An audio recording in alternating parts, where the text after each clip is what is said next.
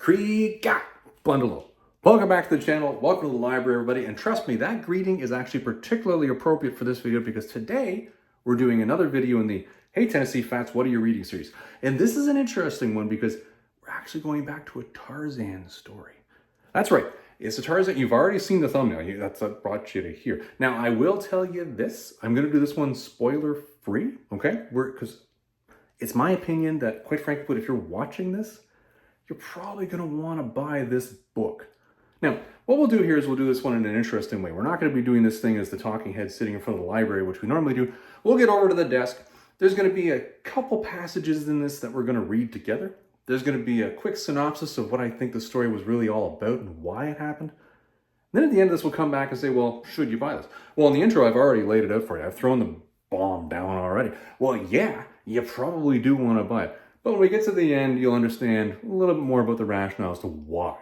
Then, after all that's done, I'm going to throw a separate chapter in here for you Robert E. Howard fans, all right? This is one of those Robert E. Howard conspiracy theories that just didn't actually happen. And we'll talk about why. That one's not going to be for everybody, but for those of you who are regulars of this channel, well, you're probably going to want to stick around for that one because there are some things here. There are some things. All right, let's get into this book and let's talk about what it is and let's talk about what it isn't. Now, I tell you, this is a really weird one, but I want to set out some very clear guidelines right now for you guys. I want to tell you what it isn't right now. This is not, absolutely is not, a Robert E. Howard, Conan, or Kull, or Elborak, or any sort of Howdardian story. This is a Tarzan story. Now, I am saying that now because when we go through this book, there's going to be little snippets in here, little loose threads that you Robert E. Howard fans out there are going to go, wait a minute, doesn't that sound awful? Like, save that for that final chapter. We're going to talk about the Hyborian age conspiracy theory that never actually happened, all right? What this is the story of historic Opar. And it's fascinating because I'm going to put an image of the book up over here for you guys.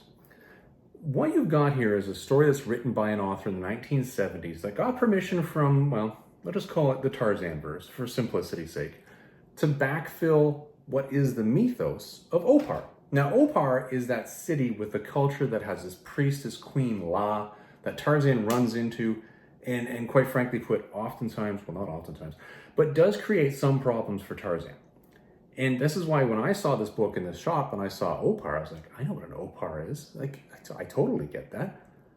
Why wouldn't I read this? And I'm glad I did. As I mentioned in the intro, I think most of you, if you have the chance and you see this out in the public, are actually going to go and pick this thing up because it is actually a really interesting story. Now, it's a story we're going to talk about here, and I'm going to put a little more detail in because as much as I hate to say it, and I had to throw out that critique up front that it isn't a Robert E. Howard story, in its purest sense, this is an actual sword and sorcery book. Now, I'm going to say that because there is a small component, but a component that's large enough that actually is mystical within this book that throws in the sorcery component. You know, it's funny, when you read this, most of it, you're going to go, well, this is mostly sword, sword, sword, sword, sword. And then suddenly you go, ooh, where'd that come from? Here's what the actual story is in and of itself. It's a world-building exercise. This is the second book of the two that this author had, well, the intent to make. The author, from what I can understand, was actually planning on doing more, but unfortunately this ended at book 2. Now, I know there have been more books along this line that have been done later by a different author, but we're not going to go into those here. We're just talking about this one. Because what this book does is it has the main character, whose name is Hadon, go through an odyssey. And I do mean an odyssey in the purest sense. Unlike being driven off to a war, he's driven off in a different exercise. He's driven off to go and do something, and unfortunately he falls in love. He falls in love and he has to flee in an entourage because of political and religious persecution, goes off to where his religious or political sect is going to be more protected. And when he gets there, he finds something out that makes him have to come all the way back home. And just like the Odyssey, where you have to come home and you need to kill all the suitors, he's not killing all the suitors, but he and his entourage and the party that he deal with then have to go through the process of actually building the culture that then survives for 10,000 years to become what Tarzan runs into. Bricks and mortar are bricks and mortar. It's the culture of Opar that is actually firmed up, that gets its foundation at the end of this story, that then carries on for 10,000 years, to the point where Tarzan does run into this all those years later. It's a fascinating story. And the author in this one is really an interesting one. And I'll tell you, before I finished reading the book, I never looked this guy up. And the only reason I looked this guy up is because while I was going down that rabbit hole of the Hyborian age conspiracy theory that never happened. And once I looked it up, I went, oh, interesting guy. Very interesting history of what he wrote, very interesting history of the sorts of things that he threw in here. But one of the things that he did do is he put in some very forward-thinking stuff for the 1970s, at least from what I've read. And there's some really interesting concepts. And we're going to talk about a couple of these here. And when we're going through these, I'm going to cut scene here. We'll get to actually me reading some of the passages from the story where we're actually going to see, whoa, that's what he's talking about. I think the first thing we need to talk about here is this weird interplay that Farmer created when he was talking about the world.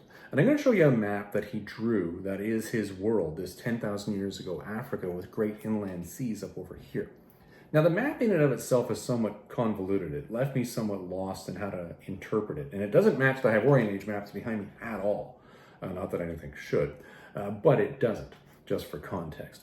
What I actually had to do was go by the first book of the series, which has much better maps in the back of it, and then figure out where this particular map fits within that to really get a sense, because the story is very much one that is interplay on geography just as much as it is interplay on the characters. As he was world building, he went through the process of creating different regions within his historic world, creating different people within his historic world, recognizing that Africa 12,000, 10,000 years ago, whatever it may be, is slightly different than the world that Robert E. Howard created, than the world that Tarzan was dealing with, than the world that was really around any of these mythos pieces.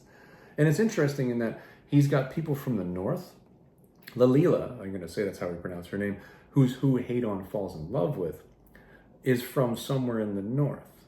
There's a whole group of people that travel with Lalila that are part of her entourage. She has a child. She has a friend who they call the Manling. Paga, I believe is his name. And they all come from different tribes. They're from the north. She has a different hair color. Her skin is a different tone, so she stands out amongst the people of Opar. There's all sorts of different aspects to this. Within that, you actually have another group here that actually are the servants of the people of Opar, which, as near as I can tell, are actually Neanderthals. Here, let's just do a cutscene here, and let's do a reading from this where we actually get through the description of these Neanderthals. Okay, let's get a subscription of some Gokako hero. Gokaku. Listen, however we're going to pronounce it. Here's the interesting vignette that happens in here. The Gokaku are like a slave race that work for the people of Opar. And you think, okay, it's just a group of slaves. Then you get this.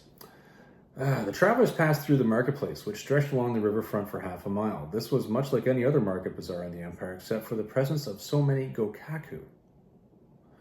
These hairy people, short, squat, thick-necked, massively chested, slant-browed, were once numerous, but were now found only in this valley, though it is said that wild ones were to be found somewhere in the southern sea.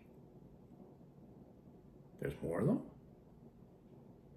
Okay, we're back. So, interesting, right? Like, it's just this weird thing. And again, you have to fill in the gaps to say, well, that clearly was a Neanderthal. There's all sorts of other things that you could assume that also be related to. I've assumed it's Neanderthals. Maybe you're going to interpret it differently. But the fact that the author was writing in worlds where you have different races of people, not only races of people, but different entire species of people, is one where you're going, 10 to 12,000 years ago, eh? Fascinating, especially that comment with regards to, these people might be more plentiful elsewhere. Well, based on our understanding of Neanderthal culture now, we know they were wiped out, 35,000 years ago in Europe?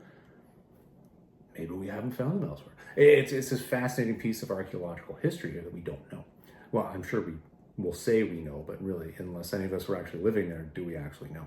Another piece that was actually interesting in this one is the way that the author, who was Farmer, threw in science fiction within the actual story. And there's two aspects to this. The first part is this reference to this time traveler, who not only is a time traveler, but he's also somewhat immortal, in that he's actually the person that founded the culture of Opar and Carcosa 2,000 years beforehand, but he's a time traveler from far in the future or the past. We don't know. We just know he's a time traveler.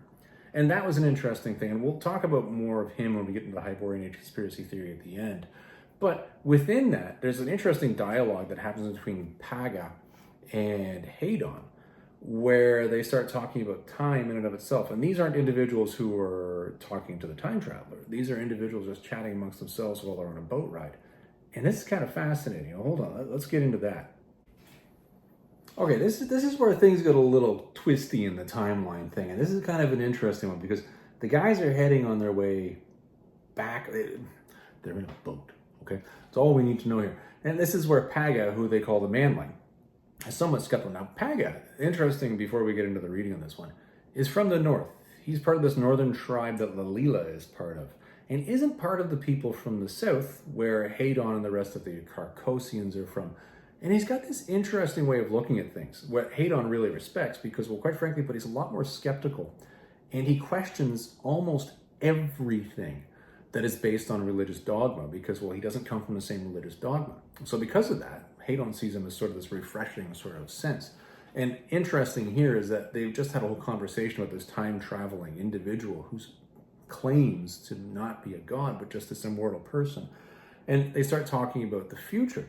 Now, let's just jump into this one, shall we? As usual, Paga was skeptical. Well, there you go. He's being skeptical again, you see. The future cannot be foretold, he said. If it can be, then it is as fixed as the past, which means that all to come is already here in effect. It also means that you and I, everybody, all of us, have no choice in what we do. We just think we act freely. But in reality, we're helpless to act otherwise than as your deities decree. We are like the puppets of those you have described, Hadon, dolls pulled by strings. Fascinating. So he's really arguing here that the future, if it already exists, has killed free will. Now, if any of you get yourself onto the Ubatuba and you look up some advanced physics stuff, there's a lot of talks out there about the very fact that if the future is actually fixed because of how we interpret the past, then really our free will is already built into the vignette that is the future. Like, this is something we're writing about in the mid-70s. That's absolutely fascinating. Right, like this is an interesting thing, right? Like they're talking about not only the past being a fixed point that's rigid in time, but also the future being, and this is really where we get to a lot of modern thought with regards to time and what it is. People saying time doesn't exist, other people saying that time does exist, and that all time exists all at once. It's layered over top of one another. We simply can't perceive it because we're trapped moving through time. Not only is the past a fixed point in time, but the future and free will is also a fixed thing, which is gone. There's no free will because you're going to just make this decision. Fascinating that this is something that this author is writing about in the 1970s, giving you a little view of what's going on inside his head through dialogue in the characters in and of themselves. Like, that's really out there, and it throws a little twist of science fiction into a fantasy piece here that's really a sword and sorcery story. So then you come back to it at the end and you're like, well, is it a sword and sorcery story at all? And what really throws it to the fact that it is a sword and sorcery story is one particular chapter that's thrown into this thing, and I'm not going to spoil it for you, where all you need to know is that there's some sort of ghost or undead thing there that's playing music to lure people to their death. There's a whole chapter associated with this where they're telling one another like it's a horror story, and then they find out as they're boating through it that it's real.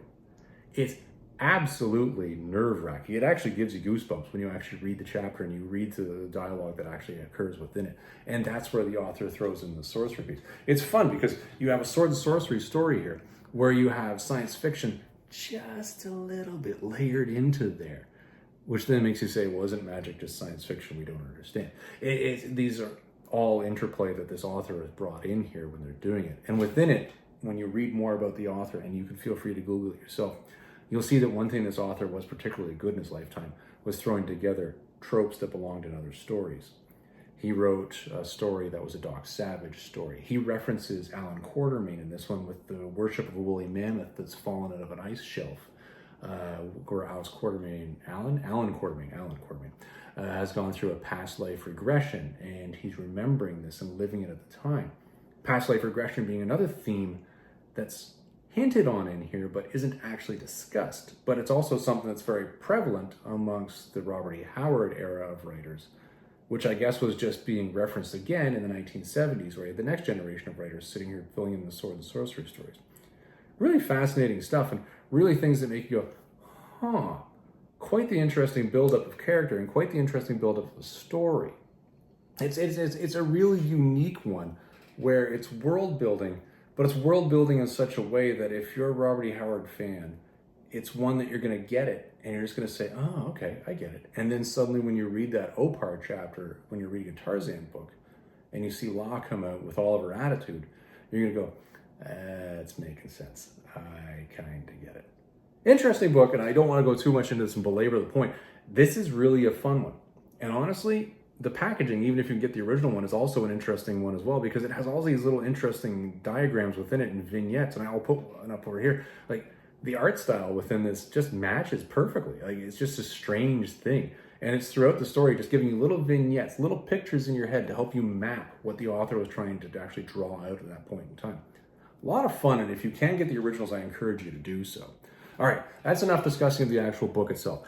All you need to know, it's a Tarzan book. It builds the mythos of Opar, and there's some interesting twists in here that the author throws in. All right, let's wrap this one up, and then if you're interested in sticking around for the Hyborian Age mess that I did, well, that'll be later. All right, so let's get into this thing for the wrap-up. Should you buy this? Well, yeah, you totally should. I gotta tell you, as a Robert E. Howard fan, which I am, I'm interested in a lot of things that are sword and sorcery based, but at the same time, I've read a lot of Tarzan. Like, it's interesting. I was actually down in Tennessee Fats Collection looking at it just the other day because I was going through my Golden Age stuff. And I realized how many Tarzan books I actually own. Whoa! I had no idea I had this much concentration. But clearly I do, so obviously I like the content. This is an interesting one, though, because it's not just a straightforward Tarzan book. It's this wonderful piece of world building that's done in a very clever manner, throwing in all sorts of little tidbits that just make you, as the intelligent reader, go, that's going to make me ask a question. And it makes you think your way through what's happening. It's really a fascinating thing. It's a thinking man's Tarzan book. So I would encourage those of you who are interested, if you want to try to stretch out the bounds of your sword and sorcery reading a little bit, I would argue this does fit into both sword and sorcery, although mostly sword. So it'll be a fun one. All right, everybody, that's my video for this week. For those of you who are interested in the Robert E. Howard conspiracy theory that just sort of failed, well, you can stick around and watch the little snippet that'll be at the end. We'll throw right on the Easter egg. Everybody, I hope you enjoyed this one. Have yourself a great day.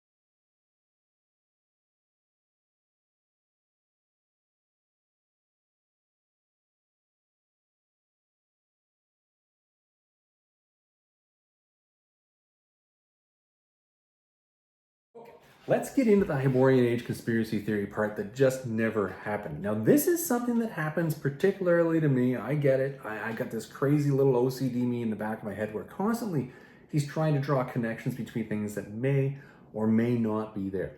And this story really threw me off. And it threw me off for a variety of reasons. And honestly, it made me waste days of my time looking through things and scouring through the library and scouring through the comics that I have to try to find evidence to prove this theory that I had built in the back of my head was correct.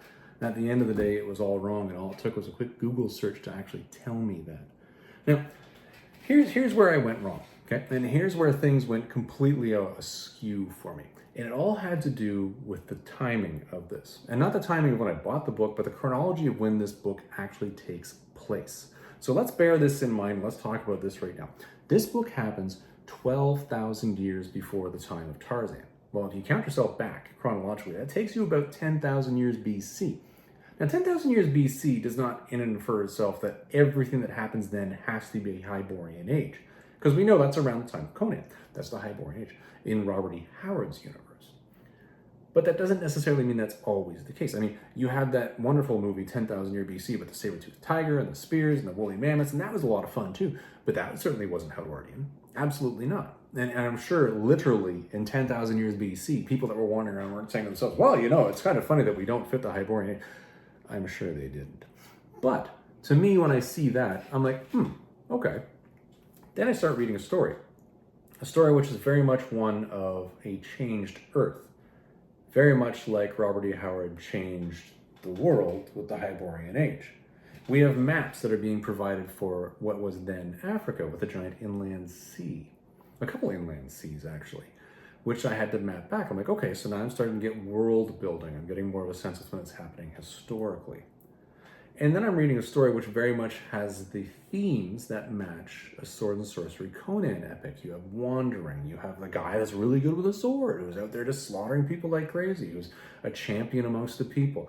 You have kingdoms that are feudal, you have magic that's mixed in with this, you have all sorts of things that fit into that Hyborian Age world. And then you have a character that drops into this thing that makes you go, And this is something where it's just particular to me. All right, now I'm going to start going through this thing right off the bat here because you have this character, hold on, let me give you the actual pronunciation of this guy's name here right now, because Shahindar, there you go, Shahindar. Now, bear in mind, before I read this book, I had no idea who this author was, and I had no idea who any of these characters were. So I was reading this blind, which is how I encourage most of you to read books for the first time. Don't go out there and Google them and ruin the story and all sort of stuff. Like, I am not telling you what's going on here. And hopefully, if you want to read it, you're not going to go into too much detail on this Robert E. Howard conspiracy theory that went wrong, because there are going to be some spoilers in here. What's interesting about here is you got this guy, Shahindar, who's this time traveler. That's right, I just said a time traveler. Remember I mentioned there was some sort of sword and sorcery, but there was also some sort of sci-fi in this? This Shahindar guy is kind of interesting. And I'll start going through some of the passages here, and you'll start to see where this is all coming together in a bit here. Now remember, I mentioned that Lalila and Paga are from people that are not from Opar. They're from a tribe to the north. How they came to be with Hadon is described in greater detail in book 1. I'm going to start getting into that book shortly. But at this point in time, all you're told is that really there was this whole thing that happened up in the north. Hadon's cousin was involved. Lalila ended up having a child. There was Paga was involved. The whole expedition was wiped out. Lalila, who came from the north, was being rescued, and she was rescued by Shahindar. Now, what's interesting about this is, and I'm going to read this part to you right here now. Lalila, however, said that Shahindar had disclaimed deityship. He was, he said, only a man, but he did admit that he had lived for over 2,000 years. He had been born in some far distant future. However, sailing in a ship of time, he had traveled back to the period 2,000 years before the present, and it was indeed he who had made the civilization of Karkarsa possible. So here's a guy who's saying he's traveled back from the future in a traveling ship. So you got a time traveler, but there isn't really much physical description of this guy here. So you go, okay, well, he's a time traveler. I get it. But then you get some other aspects a little bit later on. At one point in time, for example, Hadon's in a city, and he actually runs into this guy. And this is what's kind of interesting, because the guy keeps popping in and then popping out just keep an eye on things, and nobody seems to know why. And this is where it was particularly because of this little encounter here that made me go, huh. This is a long encounter. I'm only going to describe the initial part where he's describing the actual character that he's seeing here. Let's see. His hair was long, straight, and very black. It fell over his forehead in bangs, chopped off several inches above the eyebrows.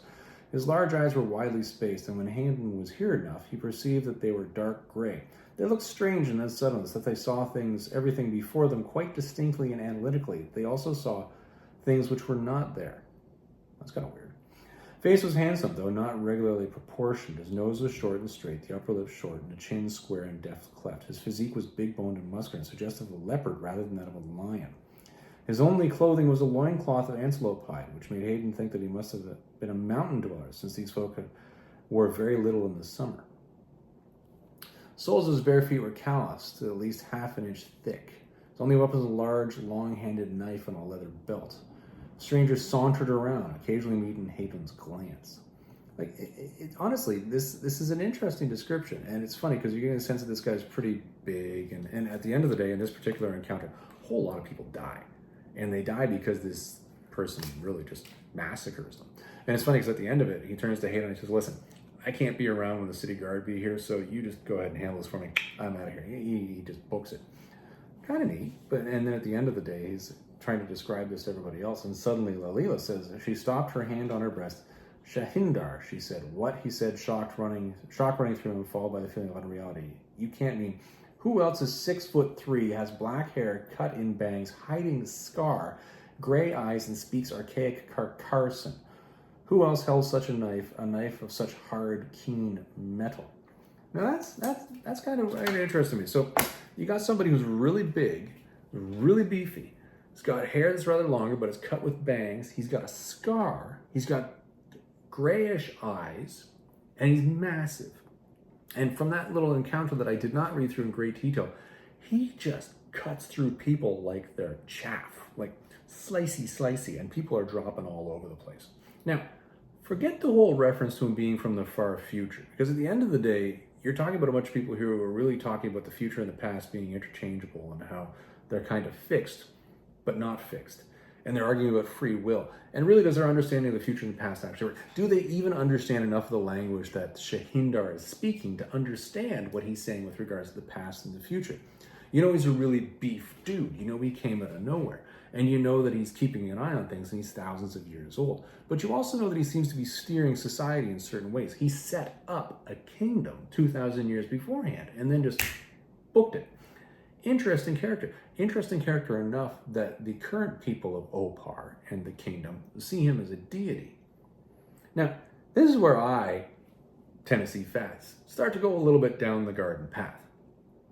I start hearing all these little hints through the story, and I'm hearing that he's a time traveler, and I'm hearing that he's this giant dude, and I'm hearing the physical description. And I step out. Now, many of you are going to say, okay, Tennessee Fats. Obviously, because it's a Tennessee Fats channel, you're going to say this is Conan. Well, you're wrong. I didn't say it was Conan, because I didn't. Here's what I did say, which was just as stupid. I said, this is obviously King Kong. Yeah, in my mind, I said this is obviously King Kong. Now, hold on now. Now, hear me out, because calm down. We're going to get through this, okay? There's a reason why these are called Hyborian Age conspiracy theories. It doesn't mean they're actually true. So, hear me out. King Kong, in the comics, the Marvel comics, they never really describe his death. He doesn't die. He just disappears. That's kind of interesting. When you read the essays that are actually at the back of the Cull Omnibus, and I have 3 of them over there, invariably when Roy Thomas is talking about it, and there's any sort of reference to the sort of end of the story, it's that he rode off one day. He said goodbye to the woman that he's in love with, rode off, and he just never returned. He was going for a ride, I believe, by the sea, in fact, and he never returns. So he doesn't really die. So you don't have that ending. So I went, well, does he physically match the description? Does he match what we're talking about here? And I went out and I picked up the giant official handbook of the Conan universe. And I'll put an image up over here for my copy. This is the standard copy, by the way, not the one that was included in the Savage Sword of Conan reprint. And I said, okay, well, what I'm going to go for here is hopefully this will have like a DC's Who's Who in it. You know, height, eye color, all that good stuff, hair, and get a real sense of this one. Well, I was disappointed to find that it actually didn't. He gives me a wonderful description of, who he is, why he is, when he is, but it doesn't actually give me what he is, which is a problem. So I went on the old Google, and I found so many different accounts of how big Kull is. It was ridiculous. He's 6'3", he's 7'5". There were people saying that he was over 7 feet tall, and I'm like, is he over 7 feet tall? I don't remember there being any reference to him being over 7 feet tall. 7 feet tall would be big. Like that's a big dude. But I'm like, well, hold on. He has black hair. It's cut with the bangs. He's got a scar. He's got grayish, bluish eyes from everything that I've read, even though I couldn't really find any details about this. I'm like, huh. And he cuts through people like you wouldn't believe, like they're butter. I'm like, okay, well, maybe. And he's really ran a kingdom. He was King Kull. Is he capable of setting up a kingdom? Yeah, he probably is. I mean, he just ran one. So I start piecing this all together in my head, and I was like, obviously this must be the case. And I'm trying to find more evidence to this. This is how I build a Hyborian Age conspiracy theories. I look for the idea in my head, I build through to prove it, and then the next thing I do is I go, okay, now we got to disprove this and see if I can find anything that tells me I am dead wrong. Well, this was an easy one to find out I was dead wrong. I did this thing where I went on the interweb and I looked up the author, because at this point in time I was just trying to find out a little bit more about him. And I found out that this character is actually a time-traveling character from an entirely different story that was written by this author. And it's just a well-known fact. And I was just too, what I would say, ignorant of this author's work to actually know that. And I wasted all this time going down this crazy rabbit hole of trying to prove this was King Kull, just because my brain said that's probably what we should do. Now, personally, I think this story would be a lot more fun if that was actually King Kull. Maybe King Kull did, in fact, go to the future and then came back in a time machine. Who knows? Why would King Kull be alive for 2,000 years? Couldn't tell you. But that would be a really neat twist on this one. And given the fact that this author is actually known for building in little snippets of other stories, wouldn't that be kind of cool? That's a shame. I wish I could actually say that my Hyborian Age conspiracy theory held any water on this one, but it definitely did not. As I say, this is a Hyborian Age conspiracy theory that just fell well short of any sort of proof. But it does prove one thing. The Google is a useful tool. Who knew? Well, everybody, we'll see you in the next video. Have a good one.